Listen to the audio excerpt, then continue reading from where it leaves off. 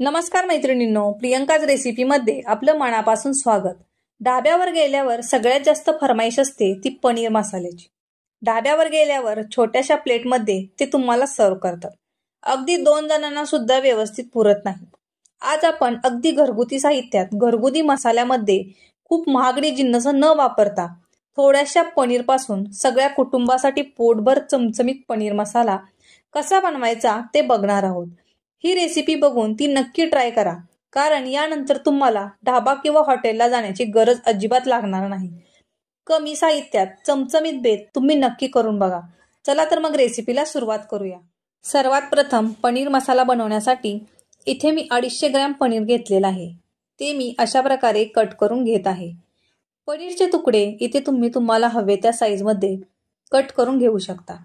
आता हे पनीरचे तुकडे मी एका बाउलमध्ये काढून घेतलेले आहेत व त्यामध्ये पाव चमचा हळद, अर्धा चमचा काश्मीरी लाल मिरची पावडर आणि अर्धा चमचा जिरे पावडर घालून हलक्या हाताने हे मिक्स करून घेत आहे व हे मॅरिनेट होण्यासाठी मी 15 ते 20 मिनिटे असे झाकण ठेवून देत आहे। आता गॅसवर एक पॅन गरम करायला ठेवून यामध्ये मी साधारण मध्यम आकाराचे 2 कांदे अशा प्रकारे उभे चिरून घेतलेले आहेत, ते भाजून घेत आहे। वाटण्यासाठी हा कांदा मध्यम आचेवर 3 ते 4 मिनिटे भाजून घेतल्यावर यामध्ये मी 2 टोमॅटो अशा प्रकारे चिरून घालून घेतलेले आहेत व हे दोन्ही मी भाजून घेत आहे। या ठिकाणी तुम्हाला जर भाजी आंबूस आवडत नसेल तर तुम्ही टोमॅटोचे प्रमाण कमी करू शकता। तसेच कांदा टोमॅटो पटकन भाजला जावा म्हणून मी इथे थोडेसे मीठ घालून घेत आहे।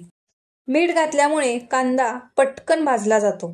बघा, मी मध्यम आचेवर 7 ते 8 मिनिटे हा कांदा भाजून घेत आहे। आता यामध्ये मी 10 ते 12 लसणाच्या पाकळ्या व 2 इंच आल्याचा तुकडा इथे घातलेले आहेत।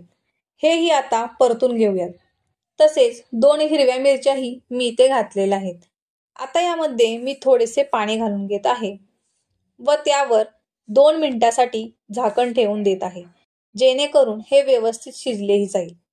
2 मिनिटे झालेले आहेत। बघा, इथे वाटणाचे सर्व साहित्य छान भाजले गेलेले आहेत। ते थंड होण्यासाठी ठेवून देऊयात। आता वाटणाचे साहित्य थंड झालेले आहे, ते मी मिक्सरच्या भांड्यामध्ये काढून घेत आहे व त्यामध्ये थोडीशी कोथिंबीर घालून हे वाटण वाटून घेऊयात। बघा, मी हे वाटण अशा प्रकारे बारीक वाटून घेतलेले आहे। तसेच इकडे पनीर मॅरिनेट करायला ठेवून साधारण 15 मिनिटे झालेली आहेत। आता हे फ्राय करून घेऊयात।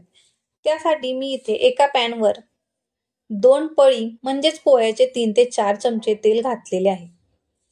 तेल गरम झाल्यावर मी ह्यामध्ये मॅरिनेट केलेले पनीरचे तुकडे घालून घेत आहे व साधारण मध्यम आचेवर 3 ते 4 मिनिटे अशा प्रकारे हलक्या हाताने उलटपालट करून घेत आहे।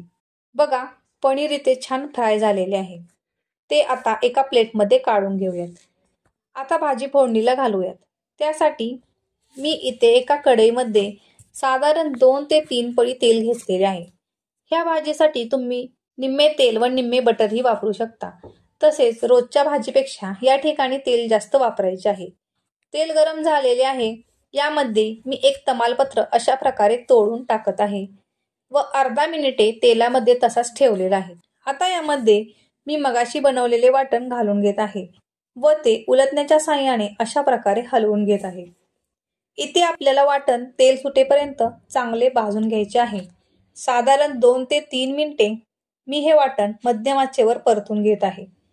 आता यामध्ये मसाले घालूयात। त्यामध्ये पाव चमचा हळद, पाव चमचा काश्मीरी लाल मिरची पावडर, अर्धा चमचा धना पावडर, अर्धा चमचा गरम मसाला व अर्धा चमचा कांदा लसूण मसाला घालून मी हे सर्व मसाले परत व्यवस्थित परतून घेत आहे।